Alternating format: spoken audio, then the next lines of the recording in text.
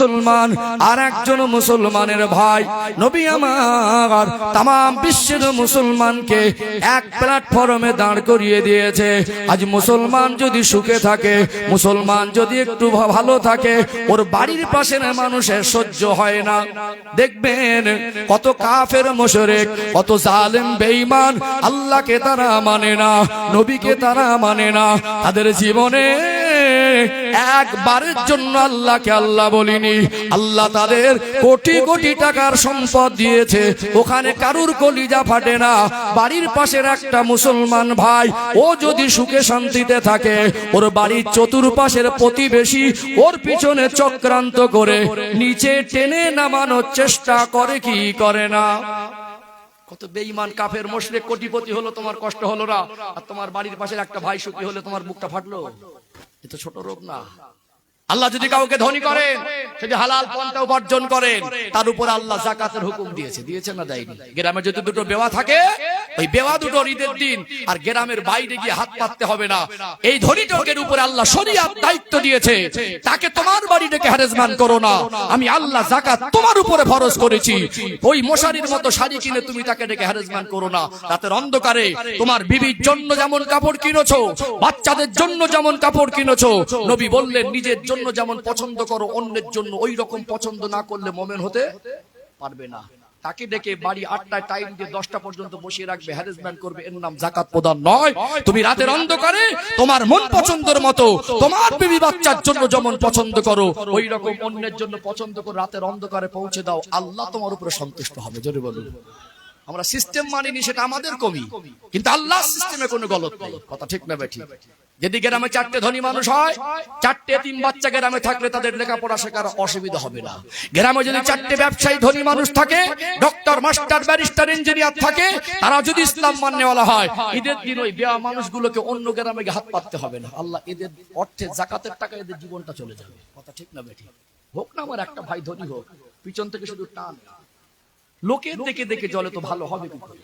ও জীবনে সুখটা কখন নেবে? লোকের দেখে দেখে জলে। ঠিক বলছি না ভুল বলছি? হিংসা খুব খারাপ জিনিস, মানুষের জীবনের মনে শান্তিটাও কাটিয়ে নেয়, জীবনের সুখটাও কাটিয়ে নেয়। আল্লাহ আমাদের বোঝার তৌফিক দান করেন, বলেন আল্লাহুম্মা আমিন। ও ভাইজানেরা, সোনার মানিক যুবকেরা, আব্বারা মায়েরা, দেখবেন ডক্টরে হিংসা, মাস্টারে হিংসা, হুজুরে হিংসা, বক্তায় হিংসা আছে না নেই? হিংসা করে লাভ হবে না। হিংসা হলো সমাজের বড় রোগ। আল্লাহ দয়াময় হিংসুককে পছন্দ করেন না, বরং আপনি কিছু নেকি অর্জন করলেন, আপনি কিছু আমল করলেন, আগুন যেমন কাঠকে পুড়িয়ে ছাই করে দেয়, নবী আমার সোনা আসমানে বললেন হিংসা এমন খারাপ জিনিস, ওর জীবনের নেক আমলের নেকিগুলো ওই রকম বরবাদ করে দেয়। দুনিয়া জীবনের সুখ শান্তি শুধু কাটিয়ে নেয় না, ওর জীবনের অর্জনকৃত নেকিগুলোকেও ধ্বংস করে দেয় কি দেয় না? বড় আফসোসের সঙ্গে বলি, বড় দুঃখের সঙ্গে বলি, সমাজে কিছু মানুষ আছে দেখবেন জিলাপির হলো 2.5 পেস, কিছু কিছু ইমানদার মুসলমানের মনে 3 পেস। অবাক হয়ে যায়, ফজরের নামাজটা পড়ে জামাতে, ইমামের পিছনে গিয়ে ইক্তেদা করেছে, ইমামের পিছনে নামাজটা আদায় করেছে, ঠান্ডায় কষ্ট করে উজু করেছে, লোকটা চায়ের দোকানে বসে দোকানদারকে বলছে ভাই 1 কাপ চা দাও, চাটা হাতে নিয়ে উজু ভাঙিনি, মাথার টুপি খুলিনি, তখন মুসলমানের পিছনে পড়ে সমালোচনা করে, মুসলমানকে বদনাম করার চেষ্টা করে, মানুষকে ভালো বলে, ও একটু ভালো আছে, ওকে কি করে সমাজে পচানো যায়, সমাজে কি করে ওর বদনাম করিয়ে ছোট করা যায়, সমাজে কি করে মানুষের মনে ওর প্রতি ঘৃণা তৈরি করে দেওয়া যায়। এরকম চক্রান্ত নিয়ে সমাজে কিছু মুসলমান সকাল সন্ধ্যা চায়ের দোকানে বসে সমালোচনায় ব্যস্ত হয় কি হয় না? হয় কি হয় না? বদনাম করতে করতে ইমামের পিছনে বদনাম। কিছু নাদা নাহামক আছে, শরিয়াত বোঝে না, ইমামের পিছনে পড়ে যায় হিংসায়। একজন বলছে হুজুর ইমামের বেতনটা একটু বাড়ালে ভালো হতো, মসজিদ তো এসি। আপনাদের গ্রামের কথা নেগেটিভ নেবেন না, আমার কথা একটু অন্য লাইনের, তো আপনারা যেন ঘাড়ে পেতে নেবেন না, আপনাদের বলছি। যদি বলেন কষ্ট পাবেন তাহলে বলবো না। একজন বলছে হুজুরের বেতনটা তো কম, মসজিদটা এসি, 3 তলা হয়ে গেল, মার্বেল টাইল সব ঝকঝকে করছে, ইমামের এই বেতনে সংসার চলে না, একটু বাড়ালে হয় না? পাশ থেকে একটা মাস্টার মশাই মসজিদের কমিটি, এই ও তো এমনি নামাজ পড়ে, কে বাড়াতে হবে না, ওর বেতনটা 50, ওকে যদি মানে সরকার 10,000 যদি বলে বেড়েছে, ওর মনের মধ্যেই হবে, বলবে না যে লোভ না। কিন্তু ইমামের বেতন 6,000, এরকম বহু রিপোর্ট আছে। একজন মাস্টার, একজন চাকরিজীবী, ওই লোকটা একটা ইমামের সুখ সহ্য করে না। আপনি আলু কিনতে গেলে আপনার জন্য 20 টাকা, ইমাম গেলে ইমামের জন্য 15 টাকা, ওর জন্য 20 টাকা। আপনি আপনার বিবির মুখে হাসি ফোটালেন, আব্বা মার খেদমত করলেন, আব্বা মার চিকিৎসা করলেন, সন্তানকে লেখাপড়া শেখাবেন, ওটা আপনার বুঝলেন, আর ইমাম টাকা। কি গো, রাগ করছেন নাকি? আর যদি মনের মধ্যে হিংসা না থাকতো, আমরা আলেমদের পিছনে পড়তাম না। কোন আলেম বলেনি আমরা নবীর ওয়ারিস, নবী ঘোষণা দিয়েছেন আলেমরা আমার ওয়ারিস। আমি রবিউল ইসলাম যদি খারাপ হই, টান মেরে ছুঁড়ে ফেলে দেন, আমাকে দাওয়াত করার দরকার নেই, আমাকে স্টেজে বসাবেন না। একজন ইমাম যদি অযোগ্য হয়, তাকে মসজিদে রাখার দরকার নেই, যোগ্য ইমামকে রাখেন, শরীয়ত যেভাবে সম্মান করেন, তার হকটা বুঝে দেন। মসজিদের টাকা বাঁচিয়ে ইমামের বেতন কমিয়ে দিয়ে আল্লাহর কাছে খুশি হবেন না, আল্লাহর কাছে আসামি হচ্ছেন। কথা ঠিক না বেটি? 2-4 বলে একটু বাড়িয়ে দিলে ভালো হয়, পাশ থেকে একজন বলছে দরকার নেই, ইমাম একটু ভালো মন্দ খাবে, ঘুরবে, কষ্ট হবে ওর। টাকা তো নিজের ঘাটির থেকে দেয় না। যখন কারেন্টের বিল আসে, মসজিদ কমিটি তো ওখানে 5 টাকা কম দেয় না, বরং ডেটের সময় পেড না করলে, টাকাটা পেমেন্ট না করলে, ওখানে ফাইন হলে অফিসে গিয়ে বুঝিয়ে দিয়ে আসে। ঠিক বললাম না ভুল বললাম? ওখানে তো কই কম দিলেন না। মসজিদের যখন কাজ হলো, রাজমিস্ত্রি, তাদেরকে কম দিলেন না। সিমেন্ট বালি কিনতে গেলেন, রং কিনতে গেলেন, তাদের তো কম দিলেন না। একজন দোকানদার হিন্দু, তার কাছে 2 টাকা কমে পেয়েছেন, 2 লাখ টাকা টাইলস কিনেছেন, তাকে তো কম দিলেন না। আর একজন ইমাম, সে 5 ওয়াক্ত নামাজ, তার বেলা কম কেন? আসলে ইমামের সুখ সহ্য হয় না, টাকা তো ঘাটির থেকে দেয় না, আল্লাহর ঘরের ফান্ড থেকে দেবে, তার যেটা প্রাপ্য সেটাই দেন, ইনসাফ করেন। 5,000 টাকা আজকে ইমামের বেতন, 7,000 টাকা ইমামের বেতন, আবার বলছে থাকে থাকা যায় যাক, বলছে না বলে না? দেন না। ইসলামের অবনতির কারণ আছে। আজকে সমাজ যদি মূল্যায়ন করে, যোগ্য ব্যক্তিদের ইমামতির পদ দেন, যোগ্য ব্যক্তিদের যদি ইসলামিক মিশনে, ইসলামিক শিক্ষা প্রতিষ্ঠানে যদি তাদের ম্যাক্সিমাম 30-35 হাজার টাকা বেতন হয়, আমাদের ছেলেগুলোকে বাবা মা তখনই মাদ্রাসায় দেবে। কথা কি বুঝতে পারছেন?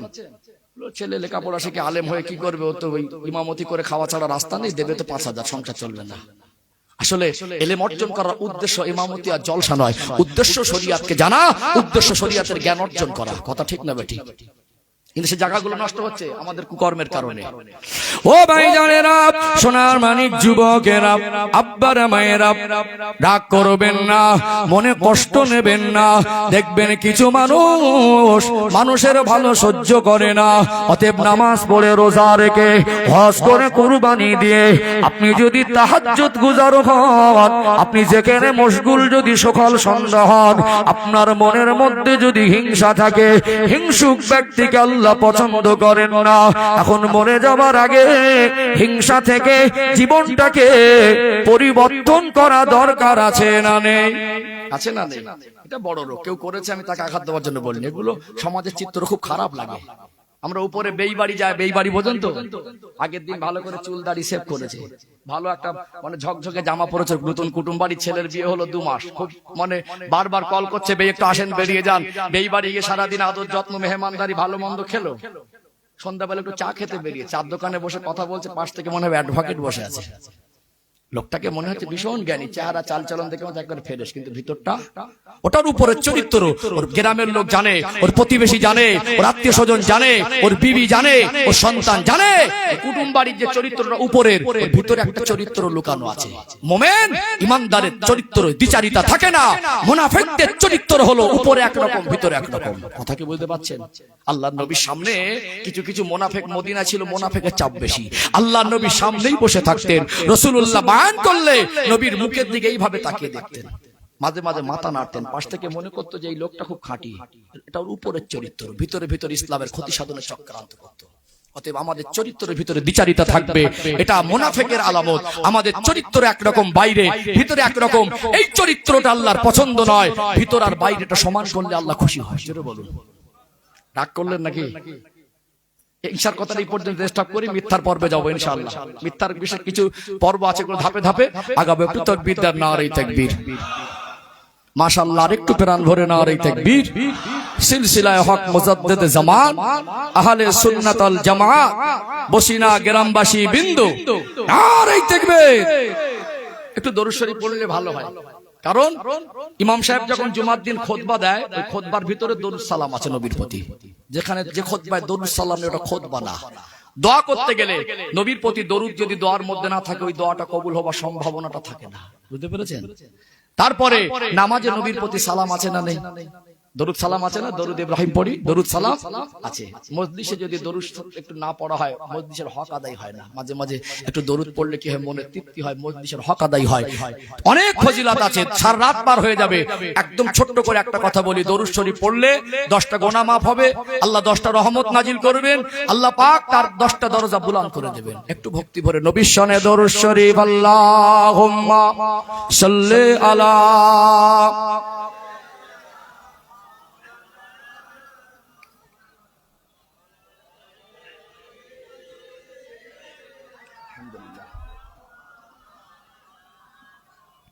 हुब्बे अहमद अजल ही सीने में है, मैं हूँ मेरा दिल मदीने में है।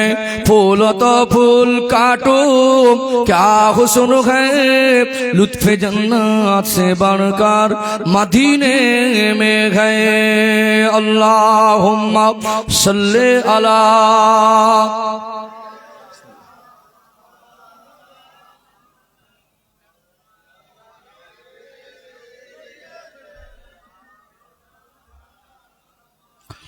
इन हवाओं से कह दो ना आए इधर, मुझको खुशबू की कोई जरूरत नहीं, जिनके खुशबू से महका सारा जहां, वो खुशबू नबी के पसीने में है।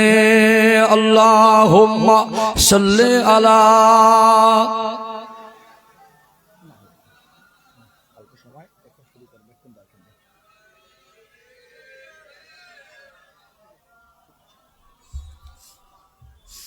একটু জিকির করেন লা ইলাহা ইল্লাল্লাহ, আরো মহব্বতে লা ইলাহা ইল্লাল্লাহ, লা ইলাহা ইল্লাল্লাহ মুহাম্মাদুর রাসূলুল্লাহ। আল্লাহুম্মা সাল্লি আলা।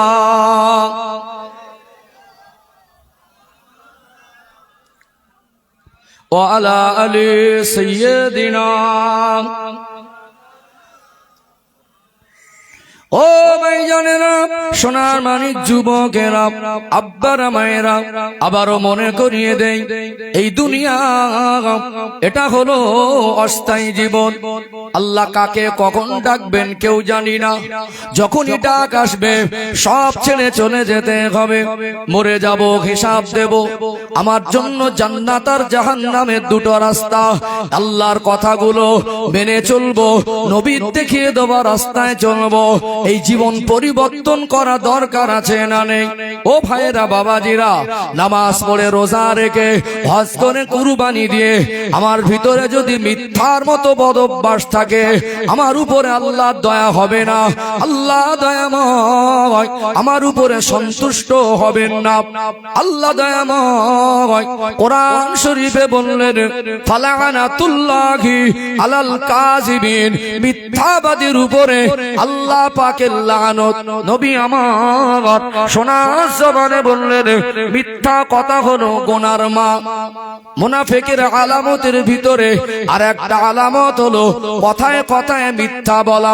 আজ কিছু মানুষের প্রতিদিনের অভ্যাস, সারা দিনে যা কথাবার্তা বলে, দু চারটে মিথ্যা কথা না বললে দিন পার হয় না।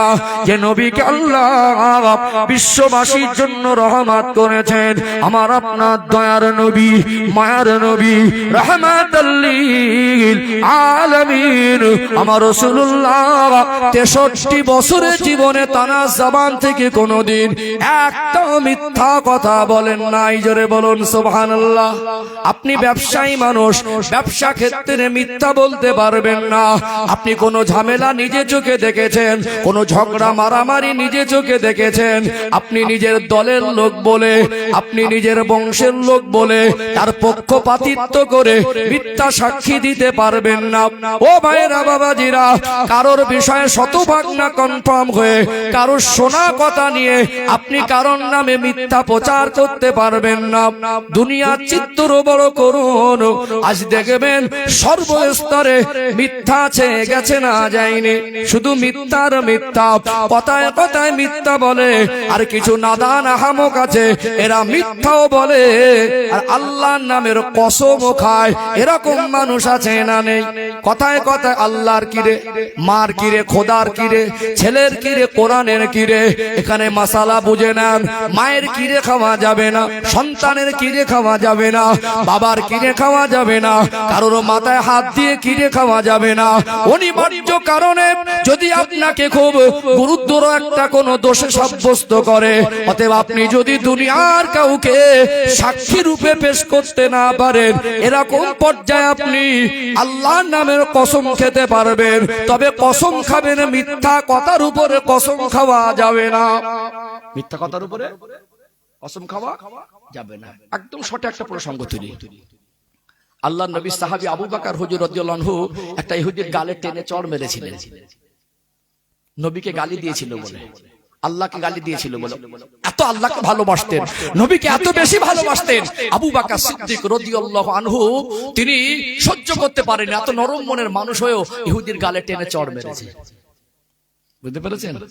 ইহুদির চক্রান্ত। আমি গালি দেবো, সামনে যদি মারে আমি আল্লাহর নবীর কাছে যাব, নবী যদি বিচার করে, ভালো করে বিচার না করেন, আমি বলবো আবু বকর সিদ্দিকের সঙ্গে রাসূলুল্লাহ সম্পর্ক বেশি বলে এই জন্য পক্ষপাতিত্ব করেছে। একটা অপপ্রচারের চক্রান্ত ছিল।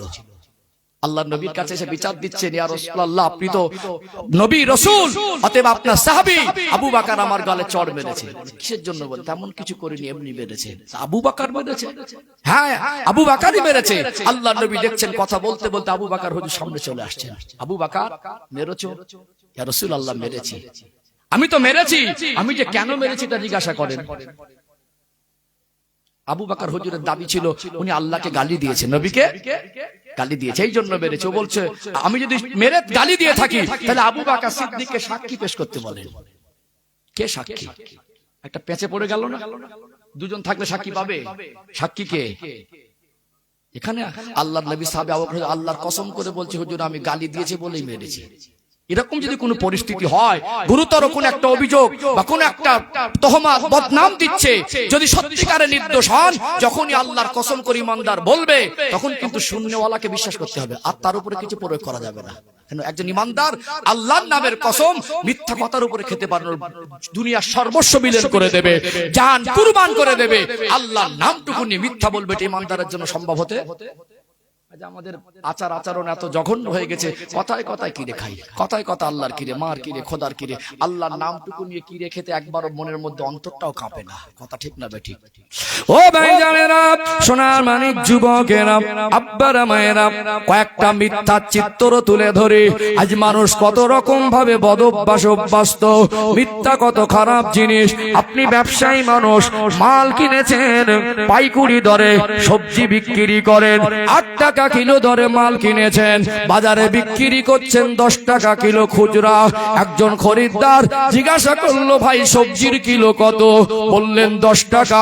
লোকটা যখন চলে যাচ্ছে তখন এই দোকানদারটা বলছে, সবজিওয়ালাটা বলছে, আল্লাহর কিরে খেয়ে বলছি ভাই 9 টাকায় কেনা।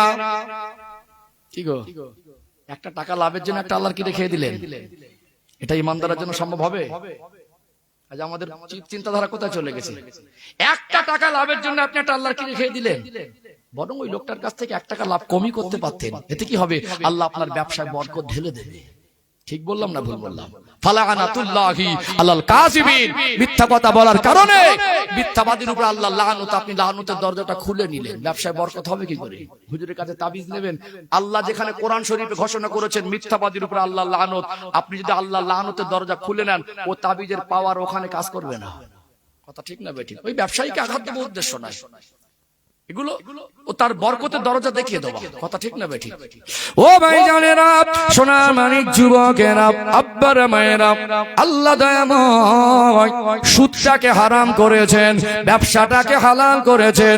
দুনিয়ায় যত বরকত দিয়েছেন আমার আল্লাহ, 10 ভাগ বরকতের 1 ভাগ বরকত সব জায়গায় ছড়িয়ে দিয়েছেন, আর 9 ভাগ বরকত আল্লাহ ব্যবসার মধ্যে রেখেছেন। চাকরিজীবী ভালো টাকার বেতন, 3 তলা বিল্ডিং করতে পারে, 10 বিঘা জমি কিনতে পারে, খুব বেশি বেশি 2-5 কোটি টাকার মালিক হতে পারে, কিন্তু 2000, 5000, 10,000 কোটি টাকার মালিক একজন চাকরিজীবীর পক্ষে সম্ভব নয়। হবে? সংসারটা ভালো চলে যাবে। গোটা বিশ্বের জমিনে সব থেকে 10 জন ধনী ব্যক্তির নামগুলো সিরিয়ালে দেখবেন, একটাও চাকরিজীবী নয়। এরা সব কটা ব্যবসায়ী, ব্যবসা করেন হালাল পন্থায়। ব্যবসার ক্ষেত্রে মিথ্যার আশ্রয় নেওয়া যাবে না।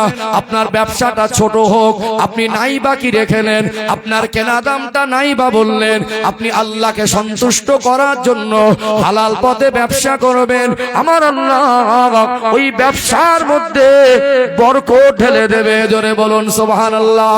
আর ব্যবসা করতে গিয়ে যদি আপনি মিথ্যার আশ্রয় নেন, আপনি তো নিজে নিজে লানতের দরজা খুলে নিলেন। কিছু মানুষ দেখবেন সবজি চাষি, ফুলকপি, বাঁধাকপি, বেগুন বলেন, অন্য কোন পটল সবজি বলেন, বিক্রি করার জন্য পাইকারি মার্কেটে নিয়ে যায়। বস্তাটা ভর্তি করা, গাছাটা ভর্তি করা, বাজরাটা ভর্তি করা, ভিতরে কিছু ছাঁট মাল ঢুকিয়ে দেয়। উপরের লেভেল গুলো খুব ভালো, স্যাম্পেল গুলো খুব ভালো। উপরের স্যাম্পেল দেখে ক্রেতা খুব খুশি হয়ে গেল, ভাই বিশ্বাস করে নিচ্ছি, উপরে তো দেখছি খুব ভালো, যে টাকা দরদাম হচ্ছে, উপরে আর ভিতরে যদি মাল ঠিক থাকে তো অসুবিধা নেই। ওই লোকটা বলছে, ভাই তুই কি আমাকে অবিশ্বাস করছিস? আল্লাহর কি রেখে বলছি, উপরেও যেমন ভিতরেও তেমন। কি বলছে? আল্লাহর কি রে, উপরে যেমন ভিতরেও। 50 কিলো মালের 2 কিলো ছাড়টা দিলেন কেন? কটা কালার দাম হলো 2 কিলো ছাটে? ওই 4টে বাঁধাকপি না দিলে আপনার কি ক্ষতি হতো? আপনি আপনার বিশ্বাসটুকু মানুষের কাছে হারিয়ে ফেললেন। আবার মালটা যদি এত বড় সবজি, এই যদি কিরেটা না খাই যদি বসে যায় বাড়ি ফেরত, আল্লাহর কিরে ভাই বিশ্বাস কর, উপরে যেমন ভিতরে তেমন। মিথ্যা কথা বলে মানুষকে ধোঁকা দেওয়া যাবে না। ফালানাতুল্লাহি আলাল কাযিবিন, মিথ্যাবাদীর উপরে কাল্লানত। এটা কি রাগ করা কথা নাকি? রাগ করা কথা? মাঝে মাঝে আমরা দুনিয়ার মায়ে পড়ে আল্লাহর নামটুকুনি মিথ্যা বলতে দ্বিধাবোধ করিনি। এগুলো আমাদের বদভ্যাস, ত্যাগ করা দরকার আছে না? নেই? আছে না? রাগ করছেন নাকি? কষ্ট পাচ্ছেন? ও ভাই জানেরা, সোনা মানিক যুবকেরা, আব্বারা মায়েরা, আমার অনেক সম্মানিতা মায়েরা এসেছেন, পর্দার অন্তরালে অবস্থানরত অবস্থায় রয়েছেন। আমি মায়েদের দৃষ্টি আকর্ষণ করে বলি, সমাজে দেখবেন কিছু নিকৃষ্ট মানের মানুষ আছে, মানুষের নামে বদনাম রটিয়ে দেয়। ঘটনা একরকম আর প্রচার করে আর এক রকম, আছে না নেই? হয়তো কারোর মেয়ে কুটুম বাড়িতে গেল, নানার বাড়িতে বেড়াতে গেল, এমনও কিছু নিকৃষ্ট মানুষ আছে, ওই মানুষটার সঙ্গে হয়তো ঝগড়া ছিল, একটা খারাপ ঘটনা রটিয়ে দেয়, অমুকের মেয়ে পালিয়ে গেছে। মুসলমানের ভিতরে ইমানি পাওয়ারটা তোটা কমে গেছে, এদের কর্মকাণ্ড এত খারাপ হয়ে গেছে, একবারও যাচাই বাছাইয়ের প্রয়োজন মনে করিনি। আমার কিছু মা বোন আছে দেখবেন, কারোর কোনো ঘটনা যদি শোনে, যাচাই বাছাই প্রয়োজন মনে করে না, সকাল 10টার আগে 10 জনের কাছে গল্প করে, অমুকের মেয়ে নাকি পালিয়েছে, তুই শুনেছি অমুকের মেয়ে নাকি পালিয়েছে। এত সুন্দর করে গুছিয়ে, এত সুন্দর অঙ্গভঙ্গি করে পরের নামে বদনাম রটায়। মায়েদের একটা বদ অভ্যাস, তিলকে সুন্দর করে তাল বানাতে পারে, আছে না? আপনি যার নামে বদনাম দিচ্ছেন আপনার ছেলে হতো, আপনি যার নামে বদনাম দিচ্ছেন যে মেয়েটা যদি আপনার মেয়ে হতো, আপনি একবারও সত্যতা যাচাইয়ের প্রয়োজন মনে করলেন না, আপনি তার নামে অপবাদ দিলেন। এটা বান্দার হক নষ্ট করা, নির্দোষের নামে অপবাদ দেওয়া, এত মারাত্মক গুনাহ। আল্লাহ যদি আপনাকে অর্থ দেয়, 70 বার যদি হজ করেন, আল্লাহর কাবা ঘরে গিয়ে জান্নাতি পাথর হাজর আসওয়াদে 70 বারও যদি চুমা দেন, আল্লাহ অর্থ দিয়েছে আপনাকে, 70টা মসজিদও যদি করে দিয়ে যান, ওই বান্দার নামে অপবাদ দিয়েছেন, ওর কাছে ক্ষমা না চাইলে আল্লাহর দরবারে ক্ষমা হবে না। এটা বান্দার হক। কিছু কিছু বাবাজি আছে দেখবেন, মানুষের বদনাম করতে খুব ভালোবাসে, আজও যাচাই বাছাই করে না। কিছু মানুষের বদ অভ্যাস, একটা মানুষ জীবনে 10টা ভালো কাজ করে, একটা প্রচার করে না। একদিন একটু পা পিছলে গেল, খুব সুন্দর করে শুনেছিস, মানে ওর প্রতি হিংসা ও সম্মানটা কিভাবে মানুষের কাছে পৌঁছে দেওয়া যায়, আছে না নেই? তার জীবনে 10টা কাজ আপনার চোখে পড়িনি। দাজ্জালের 1 চোখ কানা হবে, কিছু কিছু সমাজ এখন দাজ্জাল বেরিয়েছে 2 চোখ কানা। কথা কি বুঝতে পারছেন? একটা মানুষ তার জীবনে 10টা ভালো কাজ আছে, একদিনও প্রচার করেনি। তার জীবনে একটা খারাপ কাজ একটা ঘটে গেছে, সেটাকে গুছিয়ে প্রচার করে। এটা যদি প্রচার কোনো প্রচারের দায়িত্বটা আপনাকে নিতে হবে। এটা আমাদের বদ অভ্যাস। রাগ করছেন নাকি ভাই? কেন একটা মানুষের একটুখানি ভুল হলে, আপনি তো মুসলমান, তার ভাই, আপনি তাকে বুকে জড়িয়ে ধরে তার ভুলটা ধরিয়ে দিতে পারতেন। সংশোধন আছে ভুল হলে, আছে না নেই? আমি হুজুর বলে কি আমি লাট সাহেব নাকি আমার ভুল হবে না? মানুষ মাত্র ভুল হতেই পারে, চলার পথে ভুল হতে পারে, পা পিছলে যেতে পারে। যে যেমন ব্যক্তি তাকে সেইভাবে ধরে দিতে হবে, যেন কষ্ট না পায়। কথা ঠিক না বেটি? রাগ করছেন নাকি? এটা বদ অভ্যাস। আমাদের মনে অভ্যাসটা এত খারাপ হয়ে গেছে, আমি আপনাদের বলছি না, এখন জাতির যে অবস্থা, অভ্যাস এমন খারাপ হয়ে গেছে, কি হয় মানুষের অপপ্রচার করতে করতে করতে করতে আলেমের নামে অপপ্রচার করি, একটা ইমামের নামে অপপ্রচার করি। লজ্জা এতটা কমে গেছে, ইমামের পিছনে ইক্তেদা করো, নামাজ পড়ে ইমামের পিছনে বদনাম ছড়াচ্ছে। আছে না নেই? আছে না নেই? ও ভাই জানেরা, সোনার মানিক যুবকেরা, আব্বারা মায়েরা, এই মিথ্যা প্রচার করা এটাও একরকম মিথ্যা। আদিও সত্যটা একরকম, আর প্রচার করার একরকম। আমি ভালো করে আমার ক্ষুদ্র বেনেনে দেখেছি, সমাজে কিছু ডেঞ্জার মুসল্লি আছে। ডেঞ্জার বোঝেন তো? খুব খতরনাক মুসল্লি আছে। এরা নিজের নামাজ পড়ে আর ইমামের নামাজটাও গুনে রাখে।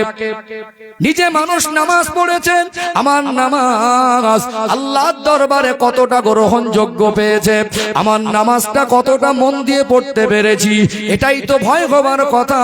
আজ মানুষ নামাজ পড়তে যায় আর অন্যের পিছনে ফলো করে। শরিয়াত বোঝে না। শরিয়াত হলো, আল্লাহ নবী সোনা জবানে বললেন, ও বাবা সাহাবীরা, ঘরগুলোকে কবরস্থান বানিও না, ঘরগুলোকে কবরস্থান বানানো যাবে না।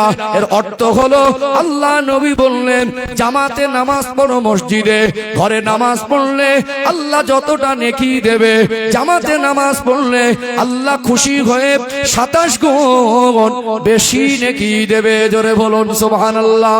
জামাতের গুরুত্ব তো বেশি। আল্লাহ নবী বললেন, যারা আজান শুনে ইচ্ছাকৃত জগৎ থেকে মসজিদে নামাজ পড়তে আসে না, আমি রাসূলুল্লাহর মনে হয় আগুন দিয়ে ওদের ঘরগুলোকে জ্বালিয়ে দেয়। কেননা ওই ঘরের মায়াওকে মসজিদ থেকে বিরত রেখেছে, এই জন্য জ্বালিয়ে দিই না। ওই বাড়িতে কিছু বৃদ্ধ মানুষ থাকে, ওই বাড়িতে কিছু বাচ্চা থাকে। আল্লাহ নবী এই কথাটা বোঝাতে চেয়েছিলেন, সময় যদি থাকে ইচ্ছাকৃত মসজিদের জামাতটা ত্যাগ করো না। অতএব নামাজ পড়েন মসজিদে। যেমন মসজিদে নামাজ পড়ার গুরুত্ব আছে, তেমনি সুন্নাত নফল নামাজগুলো ঘরে পড়াটাই উত্তম। আপনি নামাজ পড়বেন, আপনার ঘরে ছোট ছোট বাচ্চাগুলা নামাজ কি জিনিস বুঝবে, দুনিয়ার চিত্র দেখবেন। ছোট বাচ্চা 5 বছর বয়স নামাজটা কি জিনিস আদিও বোঝে না। আল্লাহ সম্পর্কে তার ধারণা তখনও ক্লিয়ার নয়, অতটুকু বোধ শক্তি নেই। ওর আব্বা নামাজ পড়ে, ওই ছোট বাচ্চা মাসুম বেগনা বাচ্চাটা আল্লাহু আকবার বলে আব্বার সাথে সাথে সেজদায় যায় কি যায় না, যায় কি যায় না। দেখতে পাবেন আল্লাহ নবীর জীবনের অংশ পড়েন। আল্লাহ নবী হলেন মসজিদে নববী শরীফের ইমাম। ফজরের আজান হয়ে যেত মদিনার মসজিদে নববী শরীফে আল্লাহ নবীর মহব্বতের সাহাবী হযরত বেলাল রাদিয়াল্লাহু আনহু আজান দিয়ে দিতেন। সমস্ত সাহাবারা পাগলের মতো ছুটে আসতেন, নামাজটা পড়বো, আল্লাহ নবীর পিছনে, আল্লাহ নবীর কাছাকাছি দাঁড়াবো, ফাঁস কাতারে জায়গা নেব। কিন্তু নবী আমার ফজরের সুন্নাত নামাজটা আম্মা জান হযরতে আয়েশা সিদ্দিকা রাদিয়াল্লাহু আনহার হুজরা মোবারকে পড়ে যেতেন। আপনি নফল সুন্নাত নামাজ বাড়ি পড়েন, বরং আপত্তি নেই, কখনো মসজিদে পড়ে নিলেন, তবে কখনো কখনো বাড়ি পড়বেন। নবী বলেছেন কবরস্থান করো না।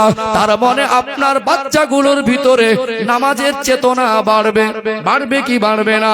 ইমাম যদি ঘরের ভিতরে রুমে রুমের ভিতরে সুন্নাত নামাজটা পড়ে ফজরের জামাতে দাঁড়ায় কিছু মুসল্লি, ডেঞ্জার মুসল্লি, এরা মসজিদ থেকে বেরিয়ে উযু ভাঙিনি এই ইমামের পিছনে পড়ে যায়। ভাই মনে হয় ইমাম সাহেব ফজরের সুন্নতটা পড়িনি, আছে না? ডেঞ্জার মুসল্লি, ওই ইমামের নামাজ গনে করাকাত পড়ে যাচ্ছে, ইমাম না মনে হয় সুন্নত পড়ে না। কত বড় আহমক, নাদান, বদতামিজ! যার পিছনে ইক্তেদা করলে তার বিষয় শতভাগ না জেনে তুমি প্রচার করছো, তোমার লজ্জাটা এত কম হয়ে গেছে, শয়তান তোমাকে দেখে লজ্জা পায়, তোমার কাছে আসার মনে প্রয়োজন নেই। আফসোস হয়, নবীর আরিশ আল্লাহ রাসূলকে কষ্ট দেওয়া হয়, গাছে আম হয়, দু চারটি পোকার বেকা থাকে, আমের গোড়ার গাছের গোড়ার থেকে কাটতে হয় না, ওই পোকা বেকাকে ফেলে দেন।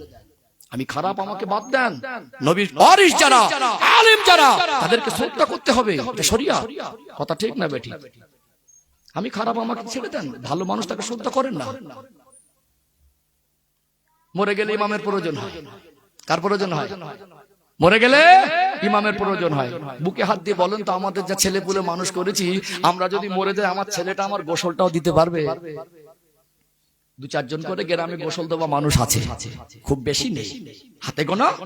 ওরা যদি কুটুম বাড়ি যায় বা কোথাও গিয়ে আটকে যায়, তখন এই কে গোসল দেবে বলতো, ইমাম সাহেবকে ডাক। কি গো, কি গোসল দেবে কে? ইমাম সাহেবকে ডাক। আপনার ছেলে আপনার গোসল দিতে পারবে না, ও ছেলে আলাদা কাজে মানুষ হয়েছে। রাগ করছেন মনে হয়? রাগ করছেন নাকি? আমরা ভালো মানুষকেও সম্মান করি, ভালো মানুষের পিছনে পড়ি, এটা বদ অভ্যাস। তার নামে শতভাগ না কনফার্ম হয়ে কোন লজ্জায় বললেন যে ইমাম হয়ে না ফজরের নামাজে সুন্নতটা পড়িনি? আপনি শরিয়াত বোঝেন? এরকম বহু রিপোর্ট আছে, ইমাম সাহেব সুন্নত পড়ে বেরিয়েছে, তার নামে প্রচার হচ্ছে ইমাম সাহেব সুন্নত পড়িনি আজকে, ইমাম সাহেব ভালো না, ওর পিছনে নামাজ ক্ষতি হবে। সমাজ খুব কঠিন জায়গায় দাঁড়িয়ে গেছে বাবজিরা, সর্ব জায়গায় মিথ্যা। আমাদের নামাজের ভিতরে গিয়ে, মসজিদে গিয়ে তারপরে মনের মধ্যে পরিকল্পনা হয়, ওটাও মিথ্যা পরিকল্পনা। এগুলো থেকে জীবন পবিত্র না করলে, নামাজ পড়ে, রোজা রেখে, হজ করে, কুরবানি দিয়ে, যাকাত দিয়ে, জিকির করে, তাহাজ্জুদ পড়ে আল্লাহকে খুশি করা যাবে না। কথা ঠিক না বেঠিক? রাগ করছেন নাকি? হাসি মুখ দেন।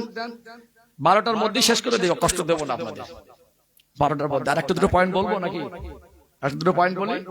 তাকবীর দেন, নারে তাকবীর, মাশাআল্লাহ। তবে কিছু কিছু জায়গায় কথা বলে তৃপ্তি লাগে, কিছু কিছু জায়গায় সুবহানাল্লাহ বলাতে হয়, দরুদ শরীফ পড়াতে হয়, বলে বলে ঠেলা মেরে মেরে। কিছু কিছু জায়গায় গিয়ে মানুষের মনের মনোভাবটা যেন খুব মনে তৃপ্তিদায়ক হয় না, তো উপরে বসে বোঝা যায়। উপরে বসে যারা বোঝার তারা বুঝে নেয়। বক্তা হওয়া কিন্তু সহজ না। মনে করুন দুটো ঘটনা বললেই বক্তা। 2 ঘন্টা ওয়াজ করতে গিয়ে 20 ঘন্টা কোমরের উপরে পড়তে হয়।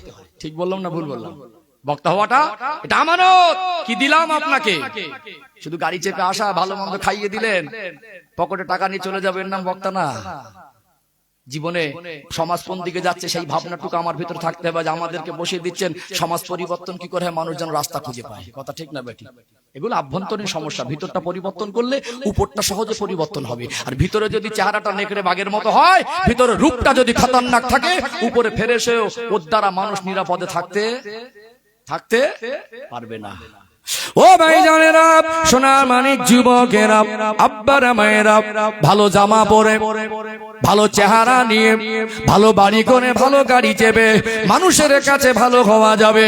ভিতরের চরিত্র ওটা যদি ভিন্ন হয়, ভিতরের চরিত্রের ভিতরে যদি গলত থাকে, নোংরামি থাকে, শরিয়াতের খেলাফ কিছু কাজ থাকে, দুনিয়ার মানুষ আপনাকে আল্লাহর ওলিও যদি ভেবে নেয়, আল্লাহ ওই জীবনের উপরে খুশি হবে না।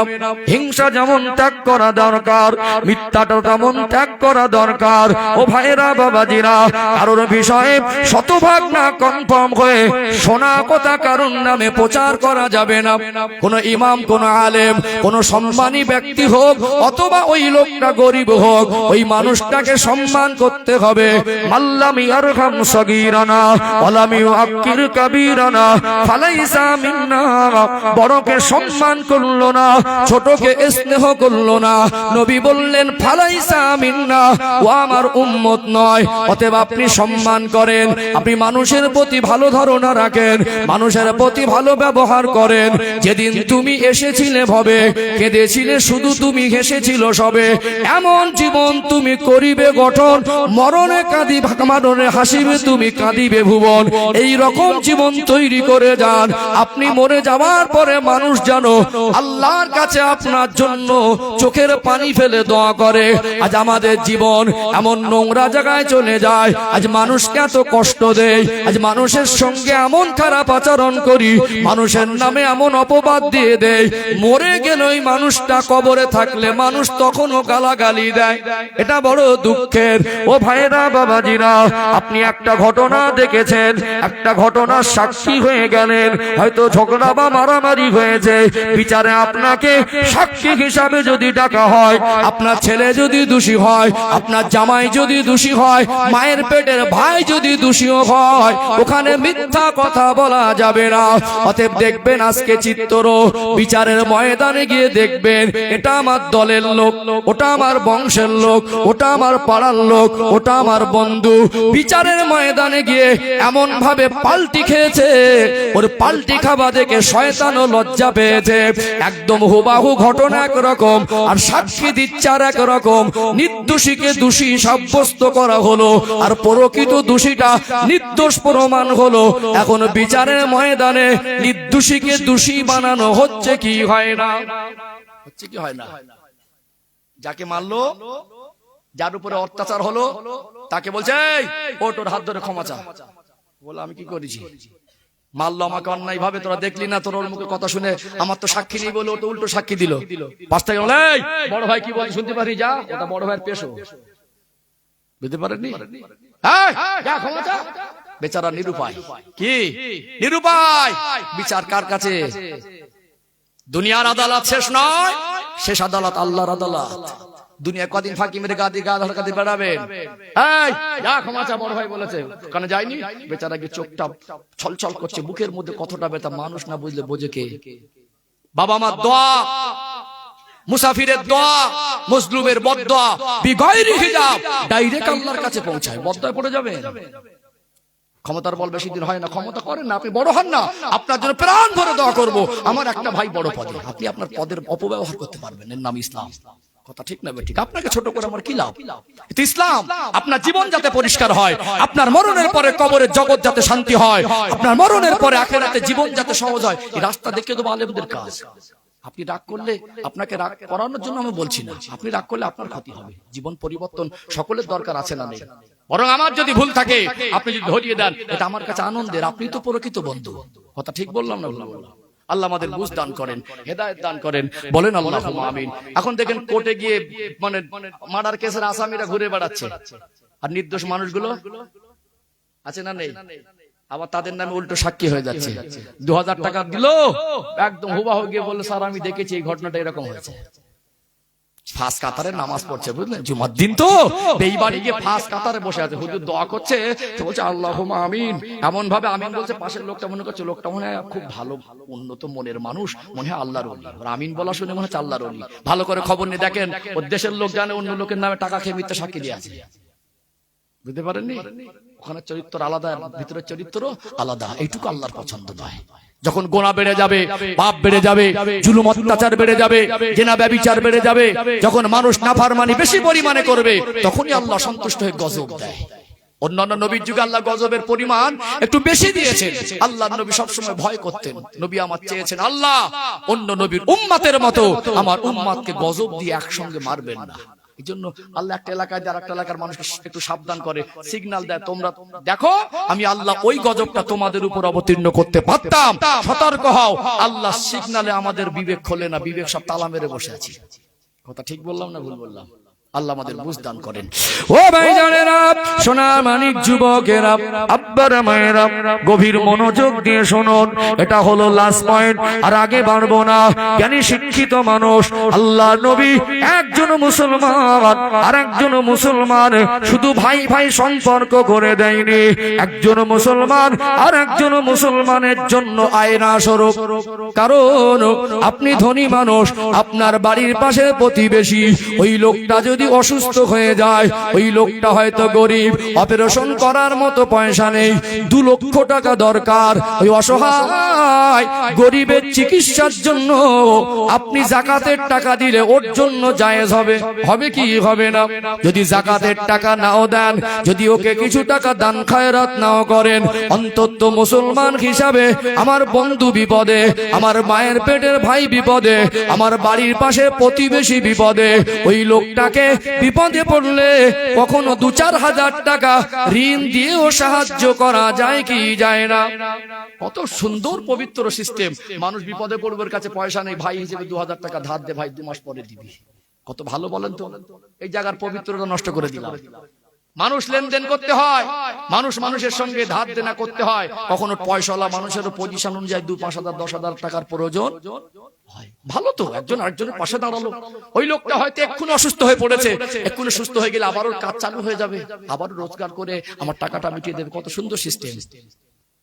এখন কিছু মানুষ ওই জিনিসটাকে চিটিংবাজির দরজায় পৌঁছে। আল্লাহর কিরে ভাই 1000 টাকা দিয়ে শুক্রবারে দেবো, 7টা শুক্রবার চলে গেছে, খুঁজে পাওয়া যায় না। অনেকদিন পর দেখা হলো, কিরে টাকাটা দিলি না, পকেটে টাকা আছে 2000, বলছে আল্লাহর কিরে ভাই এখন নেই, দেরি করে দিয়ে দেবো। টাকা দিয়েছে, সম্পর্ক নষ্ট, আর দেখা করে না, কথা বলে না। আপনি সময় নিয়েছেন, দিতে পারেননি, ভাই আমার একটু অসুবিধা যাচ্ছে, আর একটা সপ্তাহ সহ্য করো, আল্লাহ তোমাকে বরকত দিক, দোয়া করি। সৎ মনোভাব নিয়ে যান না ভাই। আমি তো দৈব বলেছিলাম, তুমি তো আমার উপকার করেছো, এটা আমি ঋণী। আমি মরে গেলে তুমি না মাফ করলে আল্লাহর কাছে দাবি থাকবে। আমি চেষ্টা করছি আমার কষ্ট করে দুনিয়া ঋণটা শোধ করা। তুমি বিপদের সময় আমার পাশে দাঁড়িয়েছো, তুমি আমাকে যে উপকার করেছো, এটা তোমার কাছে আমি কৃতজ্ঞ। এটুকু তো ভালোবাসা। একটু সময় দাও, অসুবিধা ছিল নাকি? ধার নিয়ে ওই যে বেরিয়ে যাচ্ছে, ঘরের মধ্যে শুয়ে আছে, 7 বছরের বাচ্চা, মিথ্যা কি জিনিস বোঝে না। পাওনাদার এসে বলছে ভাই বাড়ি আছো? ও আস্তে আস্তে বলছে বাচ্চাকে দিয়ে বলে দাও বাড়ি নেই। ওর স্ত্রী বলছে কচি বলে দাও আব্বু বাড়ি নেই। বাচ্চাটা বলছে আম্মা আব্বু তো খাটে ঘুমাচ্ছে। বলে মিছি মিছি বল টাকা পাবে তো, কাকা এসেছে বল আব্বা বাড়ি নেই। যেটা ছোট নিষ্পাপ বাচ্চাকে দিয়ে মিথ্যাটা শিখিয়ে দিলাম, মিছি মিছি কি করে বলতে হয়। এই জায়গাটা নোংরা করা যাবে না, মানুষকে হ্যারাসমেন্ট করা যাবে না। যে সত্যিকার অসুবিধা হয় আপনি তার কাছে যান, তার সঙ্গে ভালো সম্পর্ক রাখেন। কথা ঠিক না বেঠিক? আজকে আমার দরকার পড়েছে, কার ওই ভাইটার দরকার পড়তে পারে। লেনদেন, ভালোবাসা, মহব্বত। এই জন্য শরিয়াত বলেছে লেনদেনের ক্ষেত্রে লেখাপড়া করবে। এখন মানুষ কি বলে, একটা নেগেটিভের চিন্তাধারা আছে। আমার ভালো বিশ্বস্ত মানুষ, আমি 10,000 টাকা নিচ্ছি, লেখাপড়া করলেও খারাপ ভাববে। এটা খারাপ ভাববে না, শরিয়াত অনেক রকম পজিটিভ দিক আছে। লেখাপড়ার মাধ্যমে যদি 10 টাকাও লেনদেন করে, লেখাপড়া করে নেওয়াটাই হলো শরিয়াত। কথা কি বুঝতে পেরেছেন? অনেক রকমের প্লাস পয়েন্ট আছে। অতএব শরিয়াতের ক্ষেত্রে আমরা বিশ্বাস হারানোর কোনো জায়গা মনে করব না, নেগেটিভ মনে করব না। আল্লাহ যেটা করেছেন, নবী যেটা বলেছেন, আল্লাহ যে রাস্তা দেখিয়েছেন, এর ভিতরেই মানব জাতির কল্যাণ আছে। আছে না নেই? লেনদেনের ক্ষেত্রে লেখাপড়া করবেন, এটা উত্তম। কারণ আপনি বন্ধু এখন লেখাপড়া করতে গেলে অবিশ্বাস ভাববে, সম্পর্ক নষ্ট হবে, তুই আমাকে অবিশ্বাস, তোকে টাকা দিতে হবে না, এটা মনে করবেন, এটা গোঁড়ামি। ইসলামকে মানুন না। আচ্ছা একান্ত মনে করেন দরকার নেই তো আলাদা, কিন্তু সিস্টেম হলো লেখাপড়া করে নেওয়াটাই হলো উত্তম। এটা বিশেষ বিশেষ কিছু মানুষের ক্ষেত্রে অনেক সময় এর পজিটিভ দিক অনেক আছে, এর ব্যাখ্যা অনেক। কথা ঠিক না বেঠিক? অতএব আমরা দিন নিয়েও আমরা মানুষের সঙ্গে ঝিটিংবাজি করে আবার কিরে খাবো, এটাও ঠিক নয়। আল্লাহ আমাদের বুঝ দান করেন, হেদায়েত দান করেন, বলেন আল্লাহুম্মা আমিন। দুটো বিষয় আলোচনা করেছে, হিংসা আর মিথ্যা। ভাইয়ের প্রতি হিংসা করা যাবে না, যায় যায় হিংসা করা যাবে না, প্রতিবেশীর প্রতি হিংসা করা যাবে না, ইমামের উপরে হিংসা করা, মানুষের প্রতি হিংসা থেকে জীবনটাকে পবিত্র করতে হবে। বলেন ইনশা। ব্যবসা ক্ষেত্রে মিথ্যা বলবো না। কোন বিষয় সাক্ষী দিতে গেলে নিজের ছেলে আসামি হয়ে গেল, সেখানে মিথ্যা বলবো না। এখন কিছু মানুষ নিউজ চ্যানেলে মিথ্যা কথা ডেলিভারি ম্যান হয়ে গেছে। আপনি যাই করেন তা আপনার ব্যাপার। আমি রাজনীতির লোক না, রাজনীতির কথা বলি না, আগামী তো বলবো না। আপনারা আমাকে হুজুর হিসেবে দাওয়াত করেছেন, এই জ্ঞান কামটা একটু কমার আছে। কিন্তু ইসলাম তো শুধু এই মানুষগুলোর জন্য না, সব মানুষের জন্য। কথা ঠিক না বেঠিক? অতএব আপনি আপনার আখিরাতকে বরবাদ করছেন। আপনার পদ আর গদির জন্য আপনি সকাল থেকে সন্ধ্যা পর্যন্ত টেলিভিশনে বসে আপনার ভাইয়ের জন্য, আপনার মুসলমান ভাইয়ের জন্য, বোনের জন্য তাদের নামে মিথ্যা কেসও দেন আর মিথ্যা করে সুন্দর করে গুছিয়ে বলেন, মনে হবে মিথ্যা কথায় পিএইচডি করেছে। আখিরাত বরবাদ হচ্ছে। কি হচ্ছে? আখিরাত বরবাদ হচ্ছে। আল্লাহ যেদিন ধরবেন সেদিন পালাবার রাস্তা পাবেন না। আজ না হয় কাল ধরা কিন্তু পড়তেই হবে।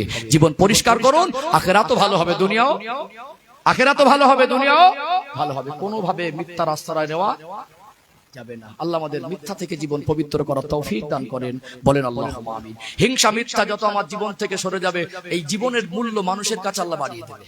এমনি মানুষ মন থেকে সম্মান করবেন। আল্লাহ ওয়ালা যারা হয়েছে, আল্লাহর মাহবুব যারা হয়েছেন, নবী সাহাবা যারা হয়েছেন, তাদের জীবনটা যেমন পবিত্র হয়েছে, তাদেরকে মানুষ না দেখেও তাদের ভালোবাসায় তাদের অন্তরটা আজও কাঁদে। ঠিক না বেঠিক? দাদা হুজুর কেবলাকে চোখে দেখেছি, হ্যাঁ দেন না। দাদা হুজুর কেবলার মাজারে গেলে না মনটা একটু আলাদা হয়। আমরা আল্লাহর ওলিদের দরবারে যাই, আমরা আল্লাহর ওলিদের দরবারে গিয়ে শিরক করিনি, সিজদা করিনি, আল্লাহর ওলিদের ওসিলা দিয়ে আল্লাহর কাছে দোয়া চাই। কথা ঠিক না বেঠিক? আর হাক্কানি ওলিদের মহব্বতের মানুষ, তানাকে চোখে না দেখে আজ লক্ষ লক্ষ কোটি কোটি মানুষ দাদা হুজুর কেবলাকে ভালোবাসে। তার জীবনটা ছিল পবিত্র।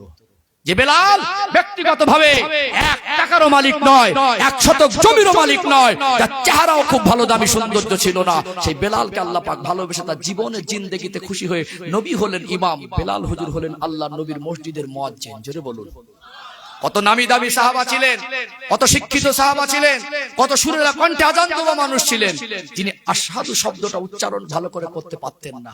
ইসলাম কবুলের অপরাধে, তো অপরাধ তো নয়, কাফেরদের চোখের অপরাধ ছিল। ইসলাম কবুল করার কারণে তার উপরে জুলুম অত্যাচারের রোলাত চলেছিল। তার গালের মধ্যে লোহার টুকরা গরম করে ঢুকিয়ে দিয়েছিল, লাল করে জিভটা পুড়ে গিয়েছিল, তোতলা হয়ে গিয়েছিল। আল্লাহ পাকের এই যে বিচার, আমার আল্লাহ তিনি কিভাবে তার সম্মান বাড়ালেন। আজ কোটি কোটি মানুষ বেলাল হুজুরের কথা শুনেই কেঁদে ফেলে। ফেলে কি ফেলে না? জীবন তৈরি করেন, মানুষ এমনি সম্মান করবেন। দুদিন টাকা পয়সা ক্ষমতায় বাবু হব, লোকে উপরে সামনে বাবু বলে, ভিতরে ভিতরে গালাগালি দেয়। ও বাবু সেজে লাভ নেই। এসি রুমে বসে ঘুষ খেয়ে সমাজের কাছে বাবু হব, ওই জীবনের থেকে একজন ভ্যান চালকের মূল্য আল্লাহর দরবার লক্ষ গুণ না কোটি গুণ বেশি। নবী জীবনটাই গরিবী বেছে নিয়েছিলেন। কথা ঠিক না বেঠিক? নবী ধনীদের প্রতি ঘৃণা করতেন না, নবী ধনীদের জীবনটাকে খারাপ বলেননি। তাই না হলে নবীর জামাই হলেন উসমান গনি রাদিয়াল্লাহু আনহু। একটা জামাই যেমন গরিব আর একটা জামাই তেমন ধনী। ধন সম্পদ দরকার আছে, একটা দিনের কাজ হবে, আল্লাহ তার দ্বারা বড় কাজ করাবে। করবে কি করবে না? একটা ধন সম্পদ যদি বেশি হয়, যাকাতের পরিমাণ বেশি হবে, এলাকার গরিব দুঃখী এতিম বাচ্চাগুলো লেখাপড়া শিখতে পারবে। পারবে কি পারবে না? কিন্তু আমরা আবার ডিঙিয়ে দেই, তো অবস্থা খারাপ। হ্যাঁ দিতে পারে, অসুবিধা নেই। আগে পাশের বাড়ির মানুষের হকটা বেশি, আগে রক্তের সঙ্গে সম্পর্ক, প্রতিবেশীর হকটা বেশি। আমরা আবার হাওয়া খাবার জন্য বাপকে লাথি মেরে আলাদা করে দিয়ে অন্য জায়গায় 10,000 হাওয়া খাই। এটাও কঠিন রোগ। এটাও আগে প্রতিবেশীকে দেখবেন, বাবা মাকে দেখবেন, তারপরে বাড়িতে এলাকায় যাবেন। তার এলাকায় ধনী আছে, আছে না নেই? এই জন্য ধন সম্পদ হলে মুসলমানের এটা আমাদের কাছে গর্বের। আল্লাহর কাছে দোয়া করি আলো সম্পদশালী হোক না। টাকা থাকলেই তো ইসলামের কাছে একদিন ব্যবহার হবে। সে তো যাকাতও দেয়, সে তো কুরবানি দেয়, সে তো মানুষকে খুশি করে, তার কাছে কিছু গরিব মানুষকে সাহায্য পায়। অর্থাৎ টাকাও দরকার আছে, কিন্তু হালাল পন্থায় জড়ো করা যাবে না। আল্লাহ আমাদের জীবনকে পরিবর্তন করার তৌফিক দান করেন। আল্লাহ আমাদের জীবনে ঈমান ইসলাম নিয়ে জীবনটাকে সাজিয়ে এই জীবনটুকুকে পবিত্র করার তৌফিক দান করেন, বলেন আল্লাহুম্মা আমিন। রাগ করলেন, কষ্ট পেলেন, খুব নগণ্য ছোট মানুষ, চেষ্টা করেছি গুছিয়ে স্বল্প সময়ের মধ্যে কিছু উপহার তুলে দেওয়ার। আমার ভাষায়, ভঙ্গিতে, কথায়, শব্দ চয়নে কারোর মনে যদি কষ্ট লাগে ক্ষমার নজরে দেখবেন। দোয়া হবে, সকলে একটু দাঁড়ান। মদিনা শরীফে রাসূল পাকের রওজা ধরে একটু সালাতু সালাম পেশ করে নবী।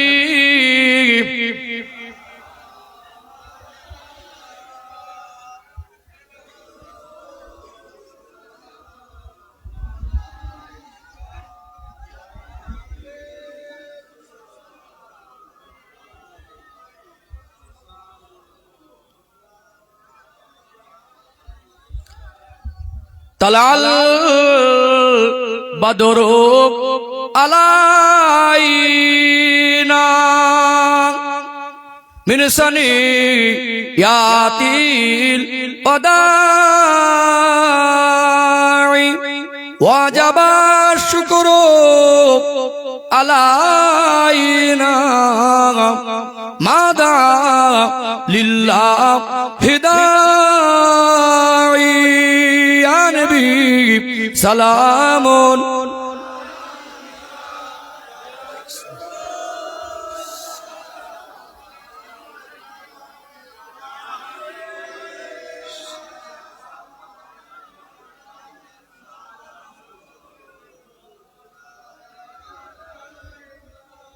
জিবরাইল দিলেন যে আওয়াজ, খুলে দাও আসমানের দুয়ার, এসেছেন নবীদের সরদার, করিতে আল্লাহর ও দিদার। ইয়া নবী সালামুন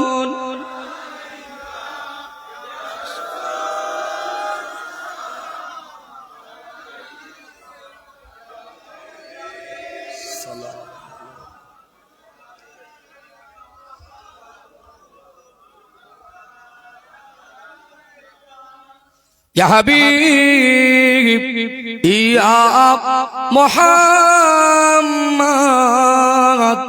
সাল্লাল্লাহু আলাইহি ওয়াসাল্লাম, ইয়া ওয়ারুসাল খাফিকাইন, ইয়া মুমাইয়াদ ইয়া মুমাজ্জাদ, ইয়া ইমামাল কিবলাতাইন। সালামুন ইয়া রাসূল সালামুন, ইয়া হাবিব সালামুন আলাইকা।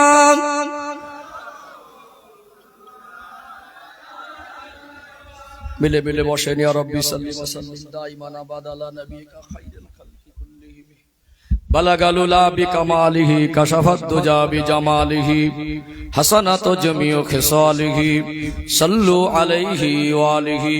দোয়া হবে, তার আগে সকলে একটু তওবা পড়ে নেন। পড়েন আমার সঙ্গে, আউযু বিল্লাহি মিনাশ শাইতানির রাজিম, বিসমিল্লাহির রহমানির রহিম। আল্লাহ তাআলা বিগত জীবনের তাম জিন্দেগীর গুনাহ হইতে আপনার দরবারে খালিস দিলে তওবা করিতেছি। আস্তাগফিরুল্লাহ রব্বি মিন কুল্লি যামবি ওয়া আতুবু ইলাইহি, আশহাদু আল্লা ইলাহা ইল্লাল্লাহু ওয়াহদাহু লা শারীকা লাহু ওয়া আশহাদু আন্না মুহাম্মাদান আবদুহু ওয়া রাসূলুহু, লা ইলাহা ইল্লাল্লাহু মুহাম্মাদুর রাসূলুল্লাহ সাল্লাল্লাহু আলাইহি ওয়াসাল্লাম। মুহাব্বতে দরুদ শরীফ আল্লাহুম্মা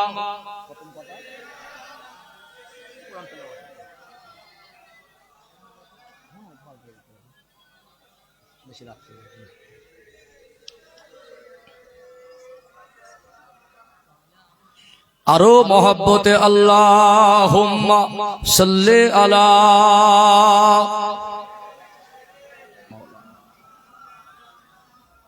ওয়া আলা আলি সাইয়্যিদিনা। সকলে হাত তুলেন, আল্লাহুম্মা আমিন। আলহামদুলিল্লাহি রাব্বিল আলামিন, আসসালাতু ওয়াসসালামু আলা সাইয়্যিদিল আমবিয়া ওয়াল মুরসালিন ওয়া আলা আলিহি ওয়া সাহাবিহি আজমাইন। রব্বানা যালামনা আনফুসানা ওয়া ইল্লাম তাগফির লানা ওয়া তারহামনা লানাকুনান্না মিনাল খাসিরিন। রব্বানা আতিনা ফিদ দুনিয়া হাসানা ওয়া ফিল আখিরাতি হাসানাতাও ওয়া কিনা আযাবান নার ওয়া আদখিলনাল জান্নাতা মা'আল আবরার বিরহমাতিকা ইয়া আজিজু ইয়া গফফার ইয়া রাব্বাল আলামিন। আল্লাহ, আমরা সবাই গুনাহগার, জেনে অজেনে, ইচ্ছায় অনিচ্ছায়, রাতের অন্ধকারের দিনের উজালায় অনেক গুনাহ করেছি। আল্লাহ, মানুষকে লুকিয়ে গুনাহ করেছে, আপনাকে লুকাতে পারিনি। আমাদের সকলের হাত তোলার পূর্ব মুহূর্ত পর্যন্ত তাম জিন্দেগীর সমস্ত গুনাহগুলিকে মাফ করে দিন।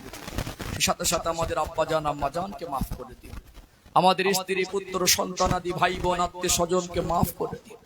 আল্লাহ, এই রাজারহাটবাসীরা, গ্রামবাসী, মহল্লাবাসী সবাইকে মাফ করে দিন। ভাইরা, বাবাজিরা, গ্রামবাসীরা মিলে মাহফিল ইন্তজাম করেছেন। অনেকে খাটাখাটনি করেছেন, অনেকে সময় দিয়েছেন, শ্রম দিয়েছেন, আর্থিক সাহায্য করেছেন। আজকে মাহফিলে বাবাজিরা, মুরব্বীরা, ছেলেরা, ভাইরা, বোনেরা আল্লাহ আজকে হাজিরা দিয়েছেন, যোগদান করেছেন। আল্লাহ গ্রামবাসীকে কবুল করুন, মাহফিলকে কবুল করে নেন। আমাদের বসা বলা শোনা কবুল করেন।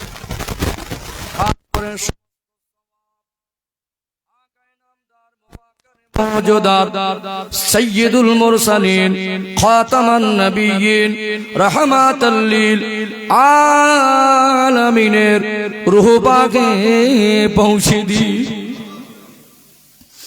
হুজুর আলাউলাদ আজওয়াজে মুতাহহিরাত আশারায়ে মুবাশশারা মক্কা মুআজ্জামা মদিনা মুনাওয়ারা জান্নাতুল বাকিয়া জান্নাতুল মুআল্লা तमाम শুহাদায়ে কেরাম সাহাবায়ে কেরাম আম্মা জান হুজুরের আরওয়া পাকে পৌঁছে দি।